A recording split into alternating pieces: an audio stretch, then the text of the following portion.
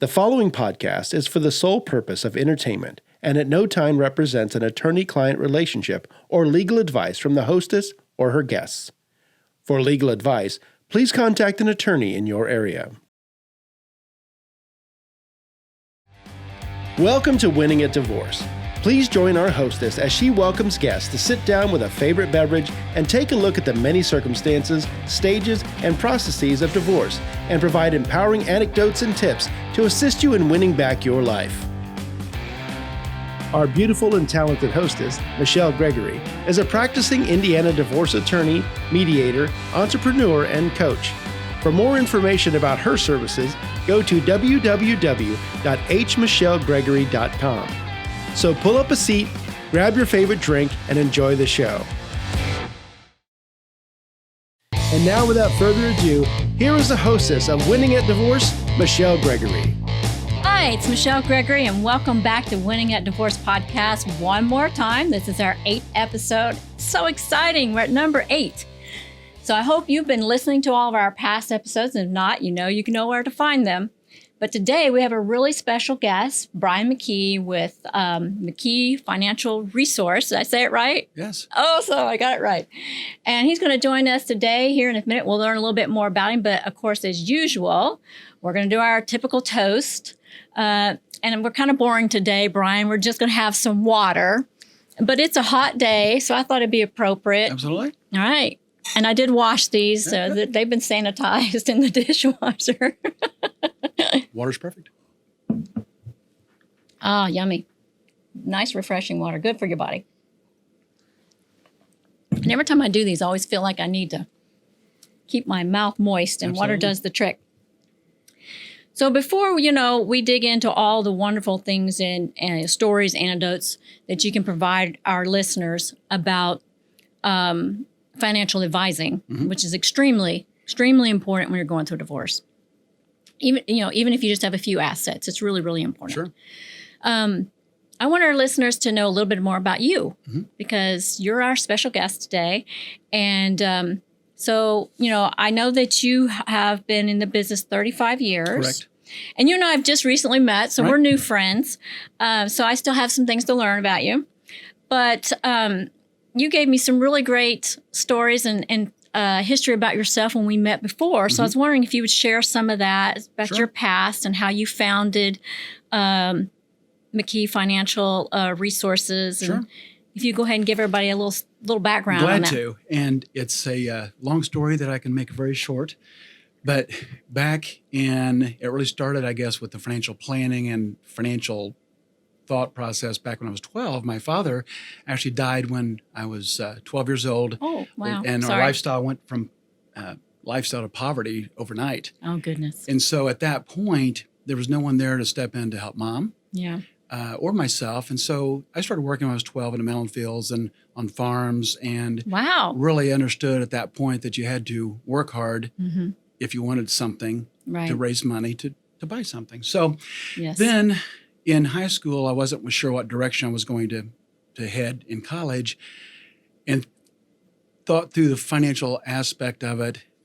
Business finance seemed to be something I was interested in with math, the math field. So I made that my major, and then grew up in southern Indiana. There's some good colleges. I ended up going over to Cincinnati, finishing college in '85, and hung up my shingle in Evansville, Indiana. Yes, just south of here. We were from southern Indiana, so my wife and I decided to pick up and come back to Indiana. And that's how I started. Wow. I started calling people and offering financial planning advice at that point. So Wow, you were knocking on doors basically. That's the hard way to get going, all by yourself. Yeah. And we didn't know one person in Evansville at the time. So Oh, goodness. we just had to start hard. And fortunately, my wife had an income and benefits. And so that's how we started. So you grew it together as a team. That's very cool. And you've been married twice. Yes. Yeah. And you told me your story. Yeah. Do you feel okay sharing that with our guests today? Absolutely. I actually married my high school sweetheart, and we were together 32 years. Wow. And about 12 and a half years of those, she battled cancer. Oh, goodness. And so we went through a long process, and finally she passed away after almost 40 days in hospice, and it was just, really, really a terrible ending. But at that point, I just soaked myself back into business and really started throwing myself into work. Yeah. Not understanding that I really wasn't capable to function well. But with 2 days, I was back full-time at work and thinking I could handle everything. Wow. So then as time grew on, I realized I was not able to really function as well. And even though it's not a divorce, there's still grieving and loss and shock and those kind of things. So I think that it's very similar. Yeah, that experience, you probably are similar.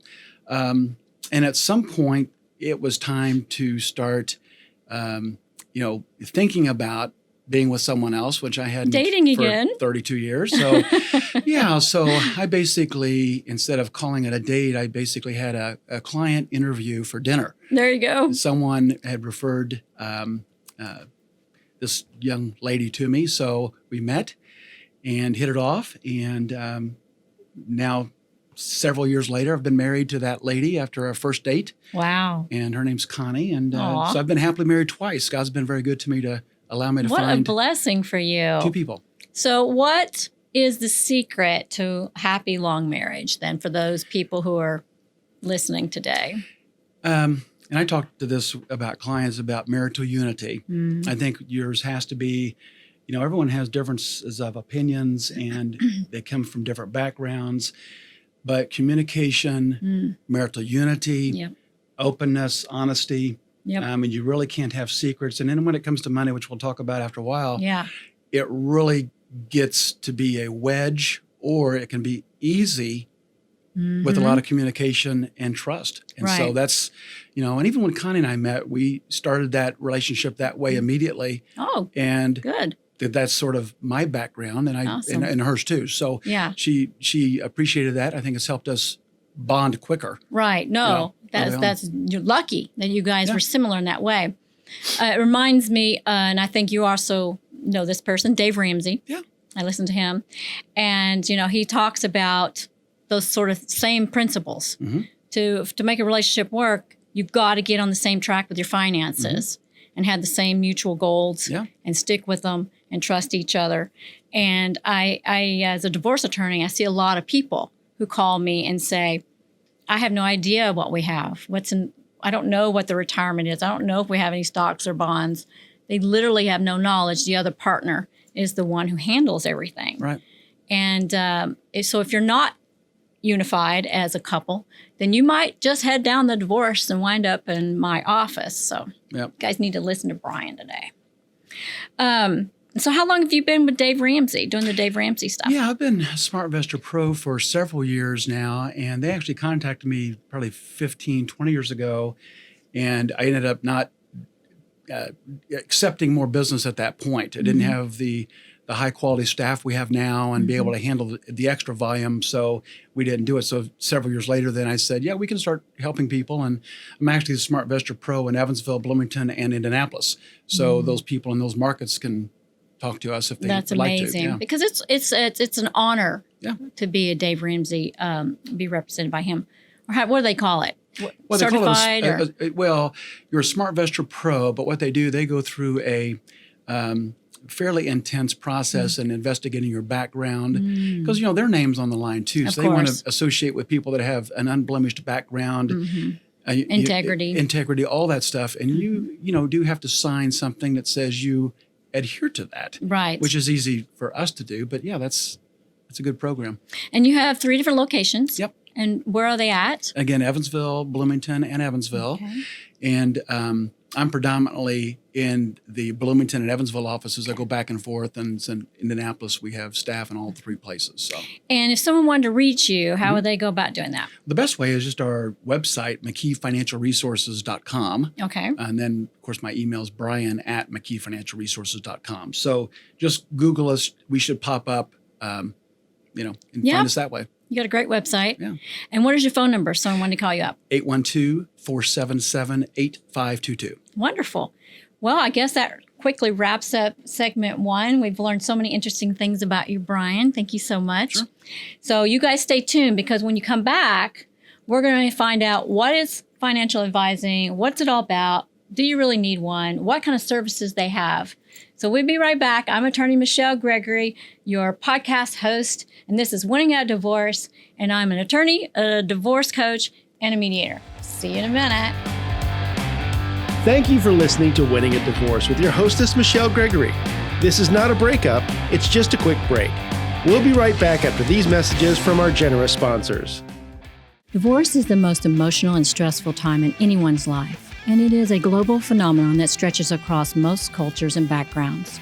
Hi, I'm your Winning at Divorce coach, Michelle Gregory, as well as a divorce attorney, mediator, and entrepreneur. My coaching clients come to me to bridge the gap between their attorney and their therapist. As a divorce coach, I can assist you with planning, preparing, and winning at divorce. As Zig Ziglar once said, you were born to win, but to be a winner, you must plan to win, prepare to win, and expect to win. For more detailed information, visit hmichellegregory.com or call me at 812-339-3600 to get started on your journey towards winning at divorce. Welcome back to Winning at Divorce, and thank you for staying tuned in with us. Don't forget to check out our website at www.hmichellegregory.com. And once again, here's our fabulous hostess, Michelle Gregory. Hi, it's Michelle Gregory again, and thank you so much for staying tuned and coming back for our second segment. We've got a really great financial advisor here with us today, Brian McKee from McKee Financial Resources. I knew I was going to mess this up. We've learned some really great information about him and how he's been in business for 35 years. Now we're going to dive into a little bit more. Brian, a lot of people have financial advisors, but a lot of people don't. So if someone is like, I don't know if I need a financial advisor or not, I don't even know what they are, what would you tell them? What is a financial advisor? What do you do? Okay. It's a good question. Most of us know Tiger Woods, Michael Jordan, Larry Bird, Don Mattingly. Yeah. Any great athlete had a coach, right? Tiger Woods was arguably one of the best golfers in the world, and maybe some considered him still. But he had a swing coach and a golf coach to go alongside of him and walk alongside of him all of his career. Right. And sometimes just recently someone switched their coaches. So why is that? Yeah. So they have to have somebody that looks unbiasedly on the outside. Are you spending your money correctly? Are you setting up a budget? How do you set up a budget? Are you investing in the right investments? Especially with the world as it is, people are confused, scared, concerned. Right. So you need somebody walking alongside you to make a good decision with your money. Right. So that's what we do. And a lot of people don't learn that growing up. Right. Someone hasn't taught them about investing or how to budget or how to manage your funds and how to save. Because you see that a lot with the young people wanting that instant gratification. Give it to me now. I want it. It's mine. I've got to go and get it. Right. So having a coach like yourself walk them through, it helps also teach them the things they need and eliminate some risk of doing it on their own, right? It does. And then you even brought up the point of they have a financial advisor now. Why would they need to look at others, right? Well, there's about 330,000 licensed advisors in the country. Wow. So how do you choose between all of them? Right. Is it someone next door you go to church with that works down the block? There's a lot of different differentiating factors of financial advisors. So some people work for companies that are selling product. Some people are more what's called fiduciaries, which we might get to later in a second. But then there's are you independent? Do you work for the client? Right. I mean, what are you trying to accomplish? And then try to figure out. Everybody has different expertise in their tool bag. So. Right. And that leads me to the next question, because that's where I was starting to get complicated when I was doing my research, because I found things like, investment managers, financial consultant, financial planner, financial advisor, and a myriad of different types of credentials. Right. So why don't you explain some of that to us? That's good. It's a good question, because now there's always these words that they coin. Back in the day, it used to be a stockbroker or an insurance agent. Or a CPA, or you did banking. It was real simple. Well, now all those can do all those different services and products. So then a wealth manager or financial advisor or client relationship manager or investment advisor, whatever, all those intertwine. So you have to break it down to start asking questions on, first of all, are you a fiduciary? Okay. I believe that is very important. And that's important. So why don't you go and explain to people what that means? That means that legally, the financial services professional or advisor or planner, anyone in that business, has to do legally what's best for you, the consumer. All right? So if you're going to build a house, wouldn't you want someone legally doing what's best for you? Right. Or buying a car or investing or anything else. Right. I'd want to get unbiased advice so that you know or have a good confidence that that's you're doing the best for me. Right. There's about 95% of the financial services industry that's not a fiduciary. Oh. Most of them, and when I say this, a disclaimer, I have some good friends in the industry, friends I go to church with, friends I socialize with that are not fiduciaries. So it doesn't mean a non-fiduciary isn't a good person or different responsibilities. Different responsibilities, different techniques, and different legal restraints that they sometimes can't do what's best for you because they're limited on the products or services they offer. Right. Because their companies don't allow them to be totally unbiased. So that's the big difference. Okay. So what about all these different certifications? You know, I have a certified planner, and then there was one that was a certified divorce financial analysis, and then your credentials are RFC and CKA. What does all that mean? So, and there's another one, a CPA can be known in they get the CPA, Certified Public Accountant.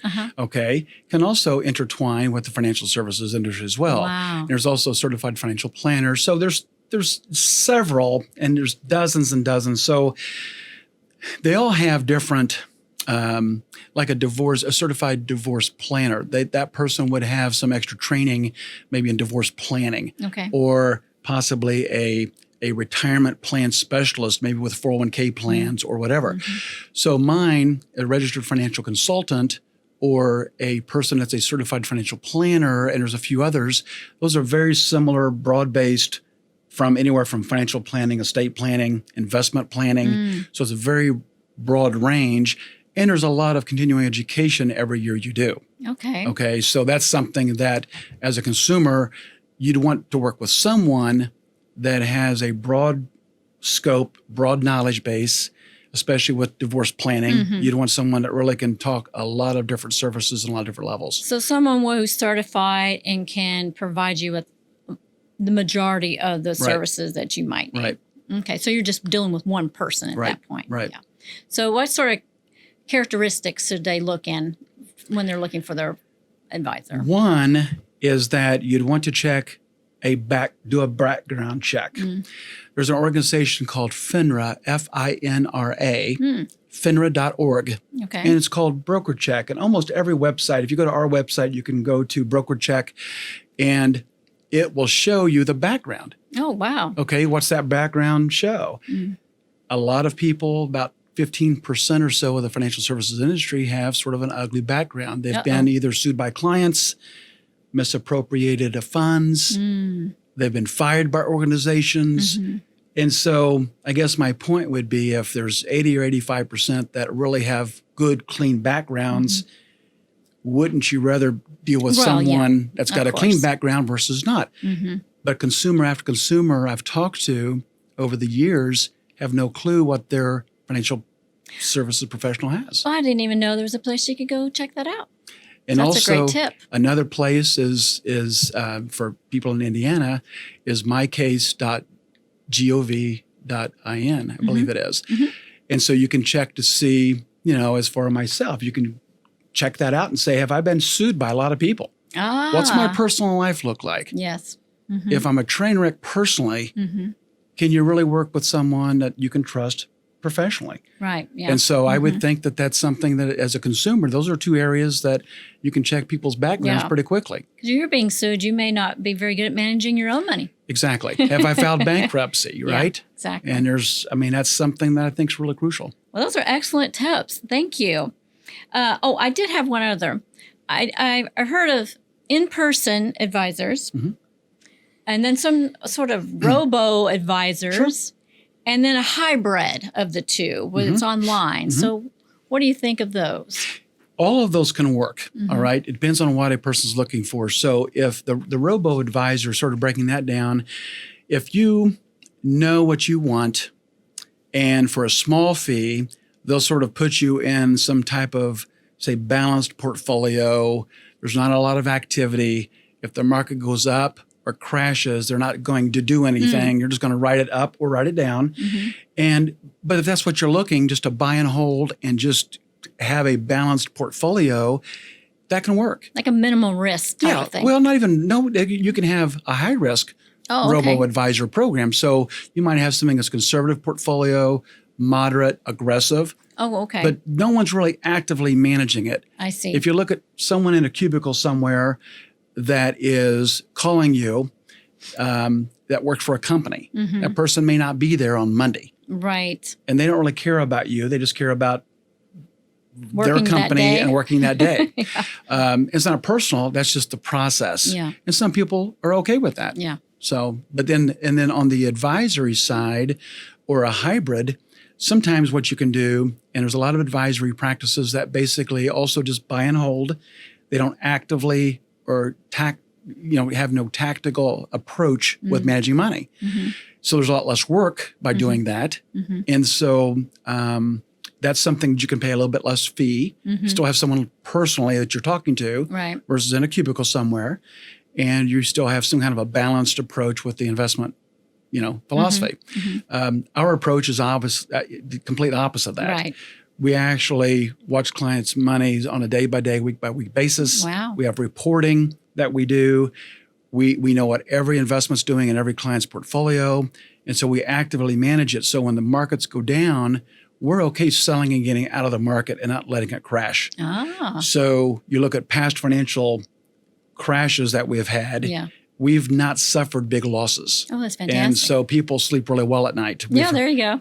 This year specifically, people have contacted us saying they're thankful to have had us. So yes, I'm sure there's been a few sleepless nights with all the pandemic and everything going on. Yes. And so they pay a little bit more for that, but is it worth it? So can you make more money buying investments that go up more than others and protecting portfolios when they go down? Well, it makes sense to have someone who's actually watching it for you and advising you as needed as the economy or things change. Right. This person can sign a document and it would change the environment of the stock market. That's right. In a moment. All right. So I wanted to get into some of the services and products that you can offer your clients, because you are that broad base, like you said, type of person. So there's a lot. Some of the ones that I came up with that I found that I thought was pretty good is debt management. How can you help someone who's in debt?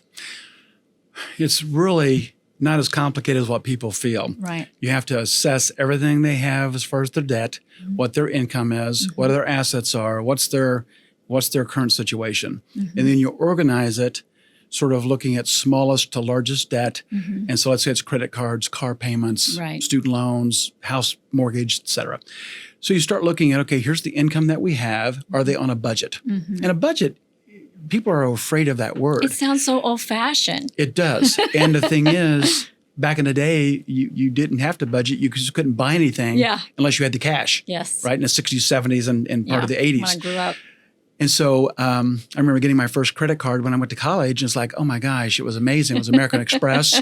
And I could charge whatever I wanted, but unless it was paid off, I couldn't recharge on it again. Yeah. So that's just not where we're at today. Right. So everybody's in debt. It is. And I think that's critical when you're going into a divorce situation. So if you're planning on a divorce, going into a divorce with a lot of debt, that's kind of scary. It is. And I think that what I suggest clients do is you need to talk about it, go through premarital counseling, go through, like you mentioned, Dave Ramsey, he's got a great course, for people to go through premaritally, or if they're already married at a young married state, then just go through it together and really get an understanding. But they should talk about finances. They should talk about religion, how they're going to raise their kids. They should talk a lot about those things. Absolutely. Because it's not all love and romance after a while in a marriage with anyone. Right. And so you have to make sure what your fundamental truths are. And money, they say, causes... It's number one, I think, right? Yeah. In all divorces is the issue of money. But is it really money? Or is it lack of communication? Lack of unity of it? That's exactly. Control? Yep, definitely a lot of control. I mean, one person makes more money than the other, so they have a bigger say-so, right? Yep. Well, no. Both people in a marriage should have 50-50 say-so. Exactly. Whether the person brings in more money or no money. Yes, So, but a lot of selfish people out there have been raised differently. So and my have a different perspective. So my argument always is it really the money? Yeah. Or is it the communication and the relationship? And it's hard to save for the future if you're in debt. Mm-hmm. So it's important if you're planning on, having income in your older days to start managing it now. So you mentioned budgeting. Mm-hmm. What about insurance? Mm-hmm. You do that as well. Insurances, yeah. And we have people that we actually do a lot of insurances for us. But I do believe people, again, my own personal situation, we went to poverty and I grew up in welfare because our family didn't have a life insurance. Yeah. So when my father died, we didn't have anything to replace his loss of income. Right. And so insurances are really for two things, one to pay off debt and one to replace income. Mm-hmm. So, which is important in divorce because you're looking at child support, weddings, college, a lot of things down the road that, you don't think about in the moment. And with divorce planning, I really do believe it's important for the attorneys and for the, the one that has less maybe financially in that divorce situation to really make sure that they mandate that there's a life insurance policy bought on the person that has provided income, especially if it's significant income differences. Well, sometimes you can get that in agreement, sometimes you can't. And judges don't order that. But it would be a good idea. It would be. And then you mentioned earlier estate planning. Yep. So, we don't really want to talk about dying. Right. But it happens. And like in your situation, your wife passed. Mm-hmm. It does happen. So how do a person prepare? Well, the estate planning isn't all about dying. Sometimes once people build wealth. So a lot of our largest clients today are saying, okay, at some point, we want to start helping our kids, grandkids. We want to start funding maybe some trusts. We want to start doing some planning so we can sort of see how the kids and our heirs are going to spend the money. Right. So you start giving them, which I encourage, giving them some money now to see how good of a steward they are with that gift. Right. And so it sort of helps you decide at some point how much do you lock up in a trust or not lock up in a trust. How much do you give them upon your death? Yep. If there's people with drug, alcohol, spending problems. Right. Okay, if you see someone that's a spending wreck, are you just going to give them $1 million upon your death? Yeah, not the best. It's not a good plan. No. So there's ways to do it. There's good attorneys in all the cities I know that we have offices. Yeah. Great attorneys that do a wonderful job with wills and trusts and that kind of conversation. So. Right. Yep. We had Stephen Douglas on here not long ago. He was talking to us about wills and trusts. Absolutely. And then retirement. Some people know all about retirement because it's offered through their job, their employer, or someone's advised them in the past. Sure. But a lot of times I've had situations where the wife doesn't have any retirement and some of it's going to be rolled over to the other person. Right. They don't know about IRAs and 401ks and annuities and things like that. So why don't you share some of those things? Well, and you mentioned earlier, what do you do sort of pre-divorce if you're thinking about divorce? One, you want to gather, I'd like the last 5 years tax returns if at all possible, but you want to get copies of tax returns. You want to get copies of retirement statements, 401k statements, whatever that person has, so you can identify what the assets or what the value is that you have in your marital estate, right? Because in most states, I think Indiana specifically one, they split everything about 50-50 approximately with assets. It's rebuttable, but usually winds up that way. So ballpark in those areas. So what if a person says, okay, I'll take the house because I want my kids to stay in that house. I'm raising 2 or 3 kids. I don't want them to leave the house. Okay. And so the other partner takes all the cash assets. Now, how are you going to afford the house? Exactly. So sometimes you have to first of all, do a plan to know what you need. So you have to assess everything, get documents, what types of assets and what types of retirement accounts. Some are taxable, some are tax-free. Right. Okay, so if that's the case, it would be important to know that because then sometimes you're disadvantaged on the asset you get in a divorce. Right, because the tax and the penalties. Because no one talks to you about that. They just Right. talk about sort of a 50-50 split. You take this one, I'll take that one. And so we really try to counsel people way in advance of even meeting with an attorney. Yeah, it's best. And that's why, I am focusing this first season on, planning and preparing and putting your team together. Because without a good plan and goals, even when you're planning a divorce, you might make some decisions that aren't to your best interest. But I see it all the time where, like you were saying, one person wants the retirement and the other all the retirement. Well, you get all the equity in the house, I get all the retirement. Right. And then they have no retirement. Right. They have nothing. Right. And they don't even have any cash in the bank hardly. Right. But it's hard sometimes to split it up. Just depends on how they are. So having a good idea. Well, and that's where the whole financial planning comes. Since we started in 85, I really believed in financial planning. And basically, if you look at an architect, they put together a house, right? And then the plumber, electricians, the builders, everybody knows how to put that house together. So we do the same thing with plans. That helps us design, this next chapter of someone's life, going through a divorce. Yeah. Then what's this going to look like? Right. Because usually people are in a paralysis state. Absolutely. They have a real hard time making a decision. That's where, again, being with someone that's on your side as a fiduciary and then also putting together a plan with a lot of education and communication understanding, then you have a really good comfort level of knowing what you should be doing. Right. For that first year or two after a divorce, Yes. it really is, there's a lot of emotion, and sometimes people don't make the best decision. Right. So if we can catch them before that, it really does help. Yes, absolutely. Thank you. Good tips today. I'm loving it. You're awesome. One of the things I think about too, though, for people who have retirement is if they're getting divorced in their older years, they don't have much time left to put money in their retirement, and they suddenly go, "Oh, I had $1 million. Now I have 500 to live on." Right. What can they do? Wow, that's a good one, because most of the people, even today, without a divorce, don't have enough or should have more. Okay. Exactly. In those cases, what has to happen is if you have that example of 500,000, you have to get down to, okay, what's their spending like? Yes. You have to get down to really a budget, because if you have the spending habits of $1 million portfolio, but only have a $500,000 portfolio, then you have to cut the spending or you're going to run out of money. Right. Then secondly, we have to look at, are there other ways to pay off debt if they have debt? Because we find a lot of people carry debt to retirement. Oh, wow. And sometimes through. So let's say someone's in their 50s or approaching 60 with still debt. Yeah. Well, if you get rid of debt, that's crucial. So here's a formula I try to tell people. If you have about $250,000 in an investment at 5%, it would generate about $1,000 per month. So for every $1,000 a month you need to live on, you need $250,000. So if you need $4,000 a month, you need to have $1 million in a portfolio. Wow. And that's not counting Social Security and other stuff. It's real basic. But so sometimes, let's say that we could get them out of debt. So if they get out of debt and pay a house off, that's $1,000 a month of payment. Yep.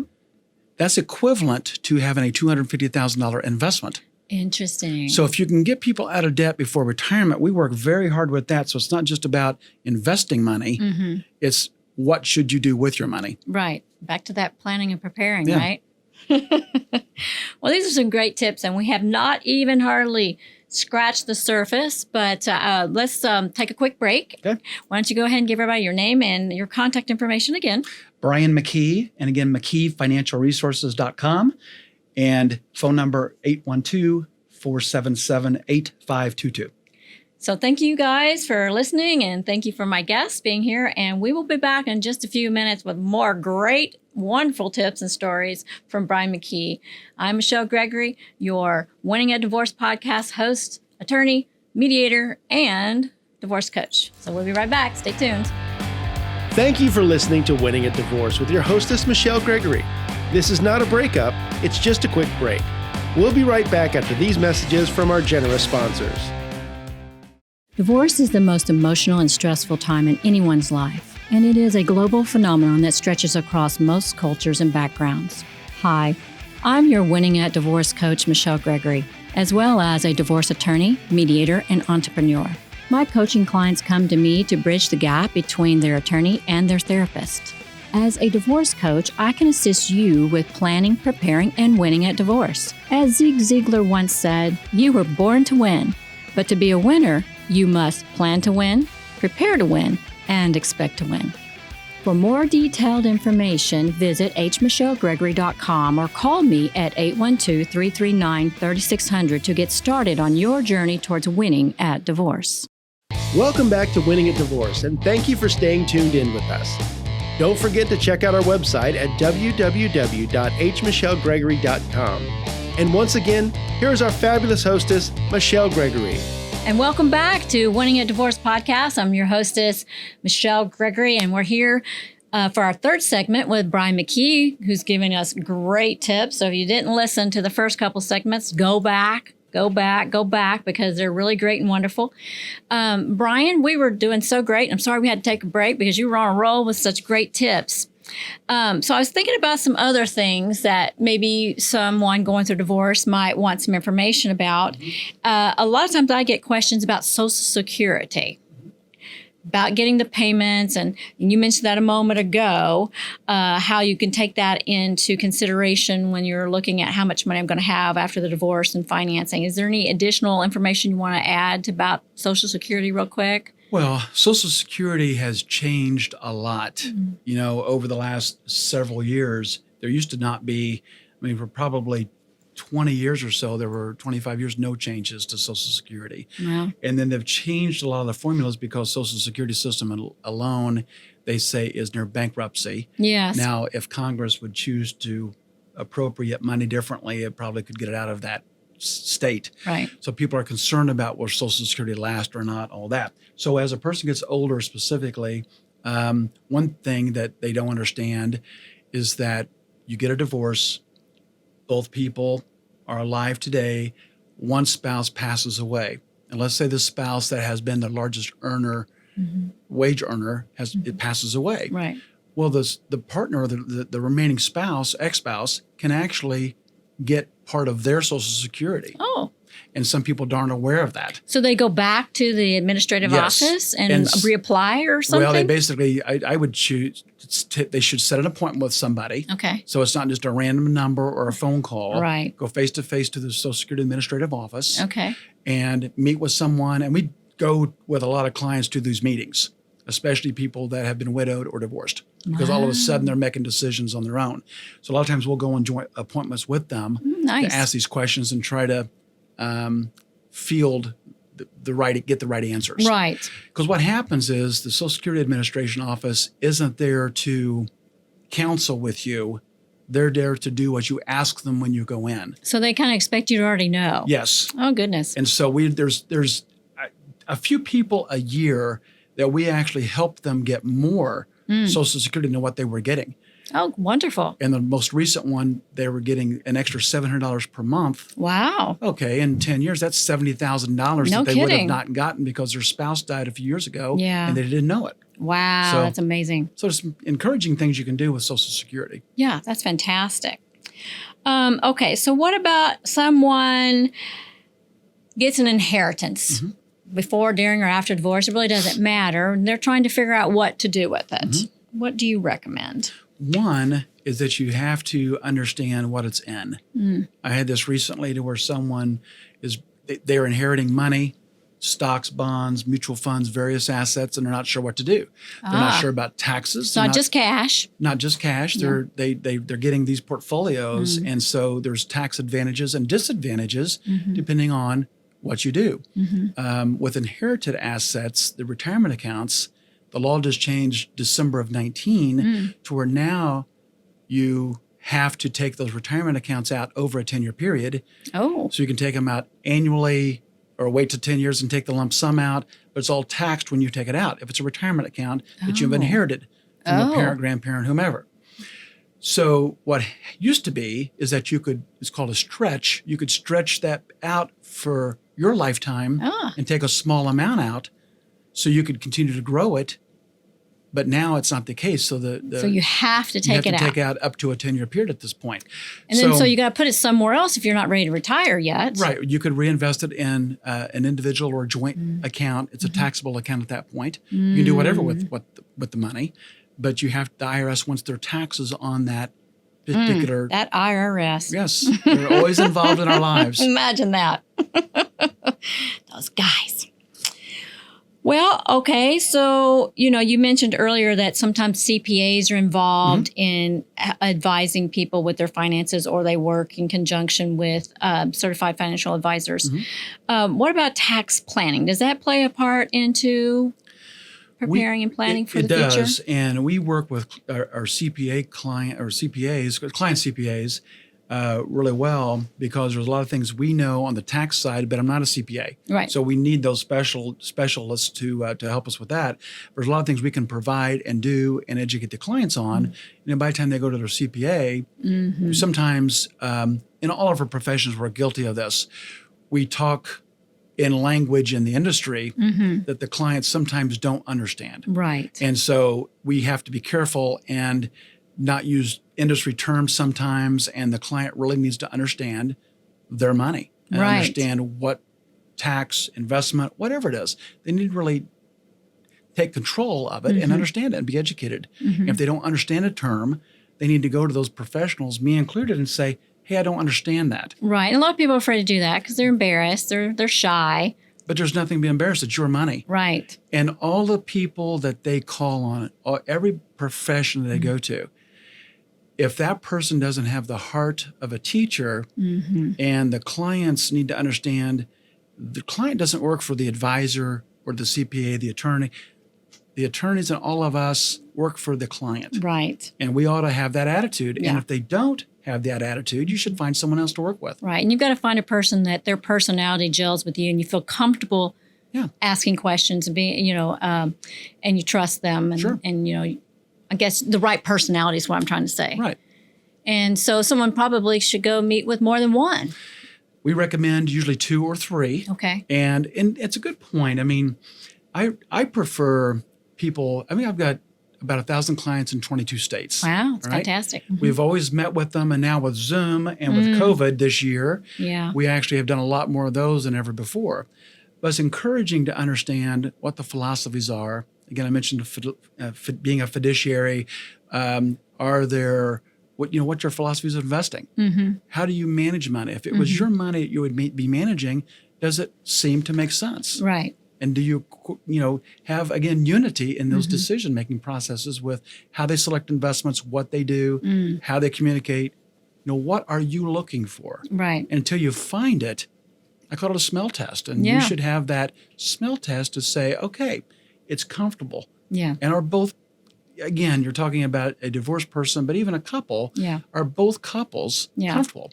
And a lot of times I've talked to one person, particularly the female, well, that was his advisor. That's who he liked. That's, they never would talk to me. And, they didn't feel comfortable because they never felt like they really represented them. Well, that's pretty well standard. Yeah. And that's that's one reason we've done extremely well with the divorce community. Because I get a lot of those types of clients to where one person has made the money, driven the conversations, and there's an awkwardness there that just was never discussed. Right. Or someone wasn't listening. Or they were afraid. Yeah. Yeah. And so it really is important for that person to start thinking and controlling and educating themselves, because another statistic is that at some point, and it's a government statistic, 90% of all women are going to be responsible for their own finances at some point in their life. 90%. 90%. And so another statistic that's important to understand is that 80% of women that die after age 65 die in poverty. My goodness. 80% that die after 65. I don't want that to be me. Die in poverty. So that's where, again, education, understanding, planning is crucial. I can see that because women, when they get divorced, their primary concern is their children. Absolutely. And a lot of times they will waive financial things in order to get this husband to agree to them getting the kids. And then they wind up with nothing and later. Right. Because they just went out. And one of the things that's important to understand, again, part of that planning process, pre-divorce, is looking at pensions and how Social Security works, what their assets are. It's not just about, because sometimes people will split a pension plan. So let's say the person has a pension at where they work. When they retire, it's $4,000 a month for the rest of their life. Yeah. All right. Well, should maybe you get $2,000 of that as the other partner, and then split other types of assets so you have some more guaranteed or assured income. Yeah, I've often suggested that. I'm not always, they don't always follow my advice, but I often try to say, you need something later. You'll need something later. And Social Security is not enough. Right. And then you mentioned investing, and our producer very comically brought up the stocks and bonds and buying and selling and everything. And, all kidding aside, investing is important. There's all kinds of investing. So why don't you share some of that investing things that you can help advise with? Right. And so you're right. There's roughly 40,000 mutual funds. There's thousands of different stocks. There's all the different, the Dow Jones Industrial Average, S&P 500, NASDAQ, Russell 2000. Very confusing. You can name thousands of different indices, right? So how do you decide what? Exactly. Okay. So one thing that we try to counsel clients is you look and break down different sectors. So what's a sector? The technology sector, the health sector, financial services sector, utilities, et cetera. Okay, so all sectors just don't go up in unison. So right now, in 2020, we're talking about technology doing really well. Well, technology has been doing well the last 3, 5, 7, 10 years. Oh. But we find a lot of times people are underweighted, meaning they don't have as much in the technology sector. So their performance and their is not as good as others that would have more in technology. So how do you decide then what to choose? There's thousands and thousands to choose from. Right. Well, that's where your team that you choose to work with should be able to show you and identify how they pick and choose and monitor investments. Okay. Versus if you go to someone that says, I have a hunch that Tesla may do really well. Okay, well, what's the fundamental and technical analysis they're doing? What kind of research? I mean, a hunch. Just don't buy it on a hunch. Yeah. All right. And so there should be a disciplined process and a way that process is executed from whatever team you choose to work with to understand what investments you should be in. And so what we find is that majority of the time, especially in a divorce situation where you're inheriting a portfolio or you're getting this asset, now what? Yeah.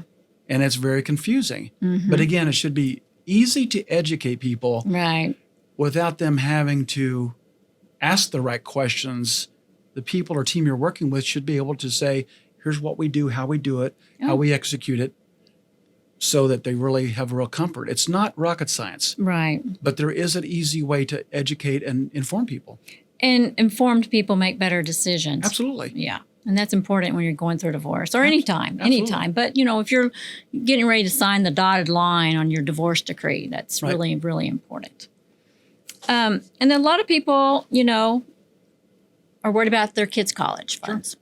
And so, you hear a lot about 529 and trust accounts, and I'm sure there's others. So share some information about that.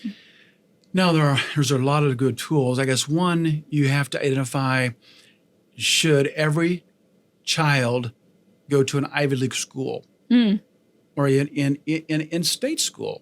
Should they be more technical? You have to, are you going to pay for your child? And I see this happen a lot, especially in divorce situations, to go to a 4-year school and learn how to play beer pong. Okay. What's their grade point average? What's their interest? What are they going to do with this degree? Yeah. So I'm going to go and pay $100,000 for my child to go to school, and they're going to work in a career that they're going to make $20,000 or $30,000 a year when they get out of school. Right. And maybe the upwards of $40,000 or $45,000. If they're lucky. Well, if they're lucky. So what's the career goal, and what do you do? Do you shadow some people before you go to college in certain professions? It's a good idea. I mean, if I think, well, I want to be an attorney. Okay, so shadow some different attorneys to see if that's something you would want to do. So there's a lot of research and work that needs to be done before just, I'm going to pay for college. Right. But then you look at, okay, in the state of Indiana, we have a college choice 529 plan. Those are excellent because you can fund those and you get a 20% tax credit. Nice. Which is really dollar for dollar. So if you put $5,000 in, you get $1,000 back on your tax return. And it's a credit from the state of Indiana. That's a good tip. Very nice. It's really nice. And so people will sometimes say, well, I don't have time to compound and grow that because my child's a sophomore, junior, senior in high school. Right. It's too late. It's okay. You put the money in there, you get your $1,000 tax credit. If you can put it in a FDIC or safe account and let it sit there for a year or two and earn nothing on it if that's the case, without a lot of risk or any risk. But you still get the tax credit. But you still get the $1,000 tax credit. Nice. Sometimes, what if a person's already a freshman in college? You can put the money in, let the check clear, pull the money back out for college, and you get your $1,000 tax credit. That's a great tip. That's something that people just don't do because they don't know it. You just made $1,000 that fast. We like to track. We've saved hundreds of thousands of dollars because we track this because I think it's pretty cool in taxpayers' taxes that the state of Indiana and other states have credited back. So it's pretty nice to keep track. So every deposit is taxable. Now, the state of Indiana, $5,000 is the maximum you can put in and get the 20% credit. So what if you have 3 kids? What if you put $5,000 per kid?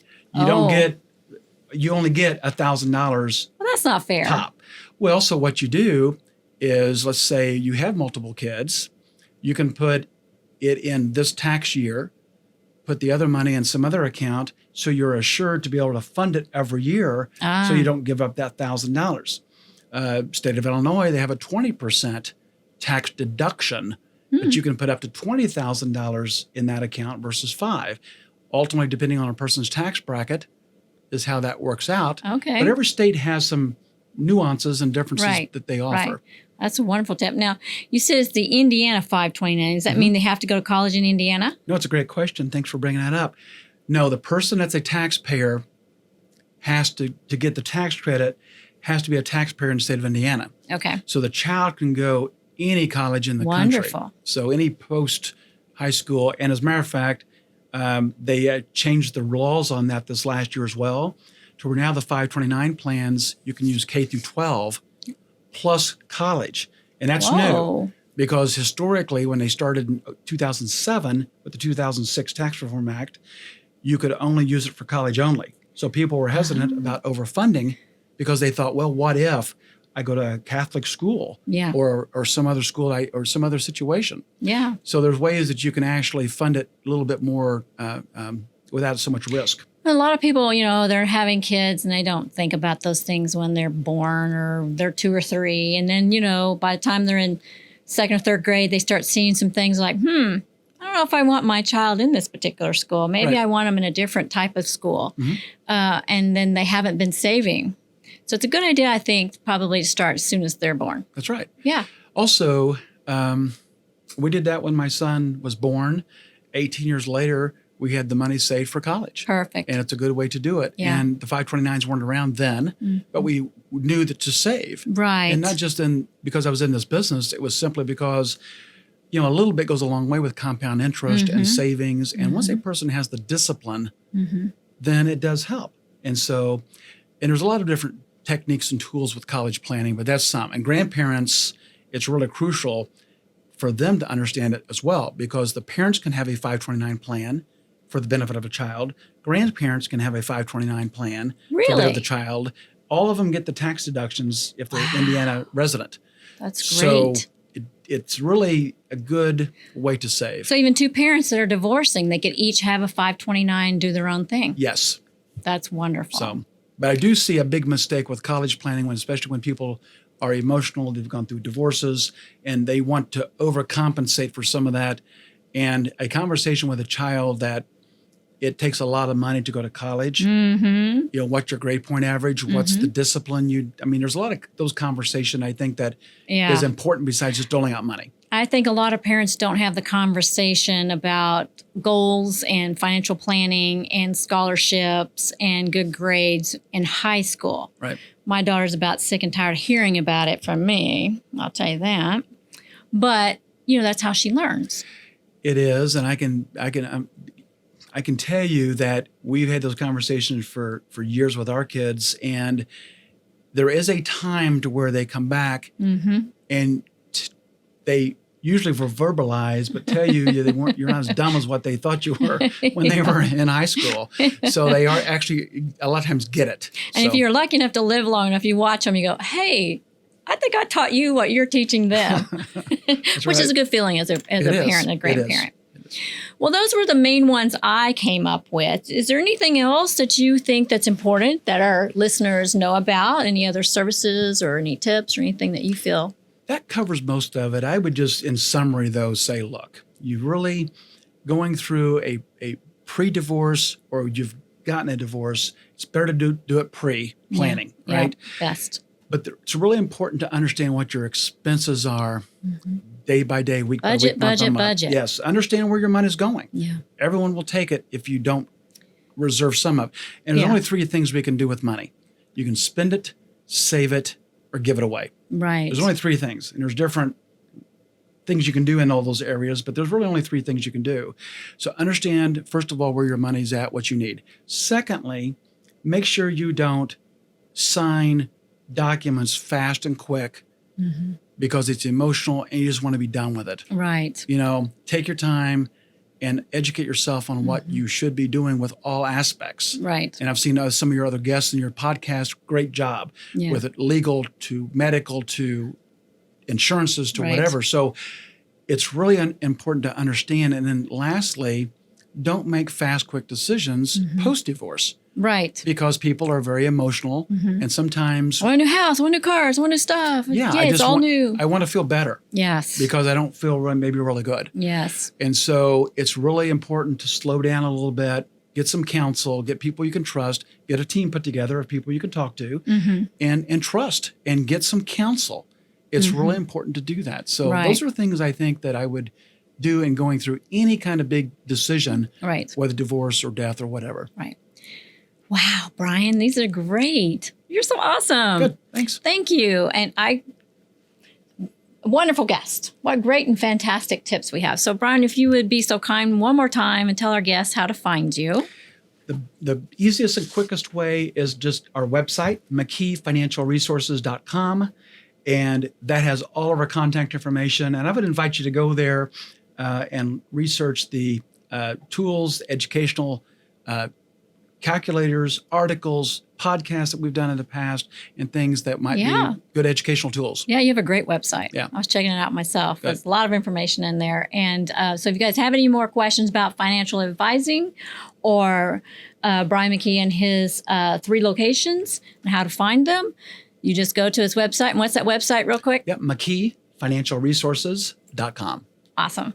And oh my gosh, the time has just flown by and we've just got these wonderful tips. And I hope you enjoyed this 8th podcast of Winning at Divorce. I'm Michelle Gregory, your hostess, and we'll be back and we'll see you next time. This has been Winning at Divorce, a podcast to empower and assist you through the divorce processes and stages using stories and tips. We hope this podcast has shed some light on the main concerns that people face when going through a divorce. And remember, this podcast is for entertainment purposes only. If you need assistance, please seek professional advice from a licensed attorney or other professionals in your area. For more information about our services, please visit www.hmichellegregory.com. Hello, I'm Michelle Gregory, your Winning at Divorce coach. Divorce is the most difficult and challenging time in a person's life. Regardless as to whether the divorce is your idea or not, the process can be very frightening, stressful, and overwhelming. You don't have to go through it alone. A divorce coach can assist you whether you just need a support person to vent or help you to identify your desires, set your goals, make plans to achieve your goals, implement your plans, or direct you to the right professional so that you can win at divorce. For more information regarding how my coaching services can help you, visit hmichellegregory.com or call me at 812-339-3600 to get started on your journey towards winning at divorce.